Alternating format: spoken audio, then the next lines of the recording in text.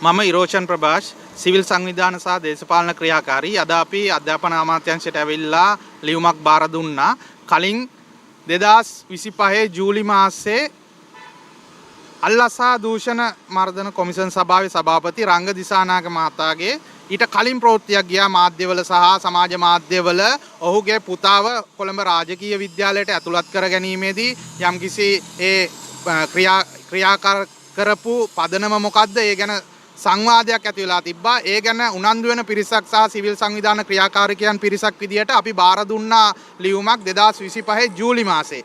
අපි රාජකීය විදුවලට බාර දුන්නා. ඒ වගේම අධ්‍යාපන අමාත්‍යාංශයට බාර දුන්නා. අධ්‍යාපන අමාත්‍යාංශයෙන් රාජකීය විදුවලට දැනුවත් කරලා තිබ්බා එම තොරතුරු ලබා දෙන්න කියලා. පුළුවන් දේවල් ටික කරන්න කියලා. නමුත් රාජකීය විද්‍යාලයෙන් මට ඒ සඳහා ලියුමක් ආවේ නැහැ. නමුත් මට WhatsApp මාර්ගය ඔස්සේ ලියුමක් එවලා තිබ්බා. මට වෙනත් ආකාරයක තැපැල් මාර්ගයකින් ලියුමක් ලැබුණ නැහැ. WhatsApp එකෙන් ලියුමක් දාලා තිබ්බා. මේ ගැන තොරතුරු හරියට අපි ඉල්ලපු තොරතුරු ලබා දෙන්නේ නැතුව.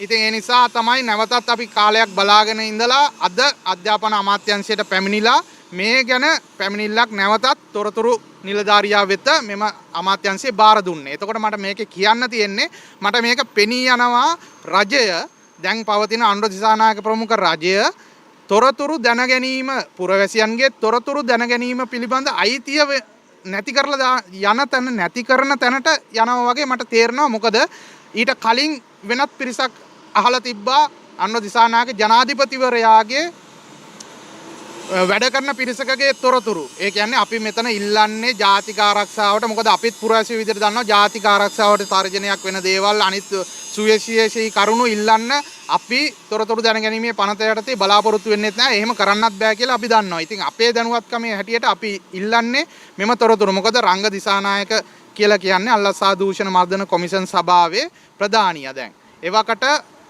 අපිට නන්දන ගුණතිලක හිටපු JVP ප්‍රධාන ලේකම්වරයා සහ JVP එකෙන් ජනාධිපතිවරණයකට ඉල්ලපු කෙනෙක් පවා කියලා තිබ්බා පසුගිය දිනක රංග දිසානායක යනු JVP සමාජිකයෙක් ගොහොම ක්‍රියාකාරී සමාජිකයෙක්. එයා ගැන ඒ ගැන සාක්ෂි පවා තියෙනවා කියලා අදටත් ඒ ගැන ක්‍රියාමාර්ගයක් ගත්තේ නැහැ. ඉතින් අපිට ඒකෙන් හැංගුනේ ඇත්ත වෙන්නේ නැති මේ කියන කතාව කියලා. ඒ අනුව ඇත්තටම මේ පනත යනුව නිවැරදි කිරීමට යටත්ව කිසියම් විදියක එහෙම තනතුරක් අල්ලසා දූෂණ මර්දන කොමිෂන් සභාවේ හෝ එහෙම ස්වාධීන කොමිෂන් සභාවක තනතුරක් දරන්න බෑ. එහෙම දේශපාලන ලැබෙන්දියාවක් තියෙන කෙනෙක්ට. ඉතින් ඒ නිසා අපිටත් මේ රාජකීය විද්‍යාලයට තමන්ගේ පුතාව ඇතුළත් කර ගැනීමේදී මේ ඉල්ලපු තොරතුරු ලබා නොදීමෙන් මට හිතෙන්නේ අපිට ගම්ම්‍ය වෙන්නේ අපිට පුරවැසියන් විදිහට හිතනවා මේක තමයි මොකක් හරි අවුලක් ප්‍රශ්නයක් තියෙනවා කියලා. ඒ නිසා අපි මේ ගැන හොයන්න ඕන නිසා තමයි නැවතත් අපි තොරතුරු දැනගැනීමේ නිලධාරියා වෙත ගිහිල්ලා මේ තොරතුරු දැනගැනීමේ අයිතීන් වෙනුවෙන්. මොකද අපි පුරවැසියන් විදිහට තොරතුරු දැනගැනීමේ අයිතිය මේ රටේ හැමෝටම තියෙන්න ඕනේ. මේ ගැන විතරක් නෙමෙයි ඕන දෙයක් ගැන. බුද්ධ ආරක්ෂාව පිළිබඳ ඒ කරුණු ඇරෙන්න අනිත් දේවල් අපි දැනගත යුතු දේවල් දැනගත යුතුයි. ඒ සඳහා තමයි මේ පනතත් ගෙනල්ලා තියෙන්නේ. ඒ නිසා එම පනතෙන් මේ තොරතුරු ඉල්ලන්න නැවතත් අපි මේක ක්‍රියාත්මක වුනේ නැත්නම් නැවතත් අපි මේ ගැන උනන්දු වෙලා මේ ගැන ක්‍රියා කරනවා. ඒ ගැන කියන්න තමයි අද මේ ගැන ඇවිල්ලා නැවතත් මේ ලිපිය බාර දීලා මේ මාධ්‍ය පහමුව පවා තියන්නේ. ඉතින් ඒ නිසා අපි ඉල්ලීමක් කරනවා මේ තොරතුරු කිසිම දෙයක් හංගන්න වැරද්දක් නැත්නම් හංගන්න දෙයක් නැහැ නේ. ඒ නිසා රංග දිසානායකගේ මහතාගේ පුතාව රාජකීය විද්‍යාලයට ඇතුළත් කර ගැනීමේදී මොකද්ද ක්‍රියාත්මක කරපු පටිපාටි ඒ ගැන තියෙනවා නම් අපිව දැනුවත් කරන්න.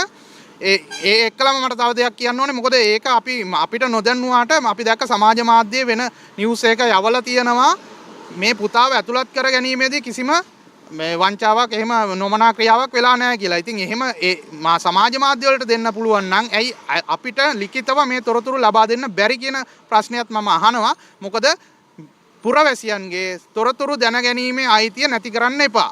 ඒක මේ රජයට කරමින් පවතින බව අපිට හොඳට පෙනී යනවා. තොරතුරු දැනගැනීමේ අයිතිය පුරවැසියන්ගේ නැති කරන්න එපා. ඒක කරොත් මේ ආණ්ඩුවට දෙයියන්ගෙම පිහිටයි. බොහොම ස්තුතියි. ඇත්තරම කලින් අපි ජූලි මාසයේ තොරතුරු ලබා දුන්නා මේ සම්බන්ධව කොළඹ රාජකීය විද්‍යාලයට ලබා දුන්නා. ඒ වගේම අධ්‍යාපන අමාත්‍යාංශයේ තොරතුරු නිලධාරියට ලබා දුන්නා. නමුත් මේ පැත්තෙන් අපිට අධ්‍යාපන අමාත්‍යාංශයෙන් එම තොරතුරු ලබා දෙන්න කියලා රාජකීය විද්‍යාලයට ලිඛිතව දැනුම් දීලා තියෙනවා. ඒ සම්බන්ධව නිසි ක්‍රමවේදයට නිසි පිළිවෙලට හරි තොරතුරු කිසිම දෙයක් අපිට ලැබුණේ නැහැ. ඒ නිසා තමයි නැවතත් අපි මේ ගැන උනන්දු වෙන පිරිසක්. මොකද රටේ පුරවැසියන්ගේ තොරතුරු දැනගැනීමේ අයිතිය සුරක්ෂා කරන්නම ඕනේ. ඒ නිසා මේ ගැන අපි නැවතත් සොයා බලනවා. ඉදිරියටත් අනෙකුත් තොරතුරු සඳහා ඒ අවශ්‍ය දේවල් වෙනුවෙනුත් පෙනී සිටිනවා සිවිල් සංවිධාන ක්‍රියාකාරිකයන් විදිහට.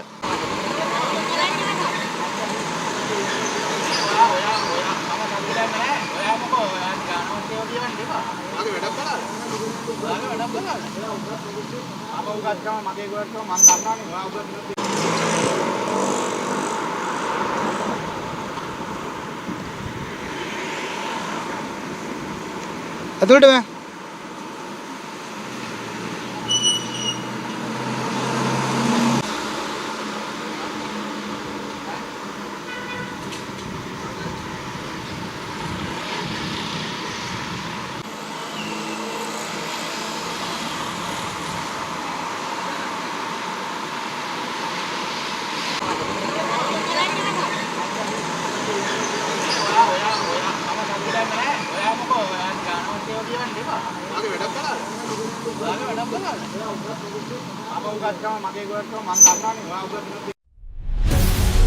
ඇහැරෙන්න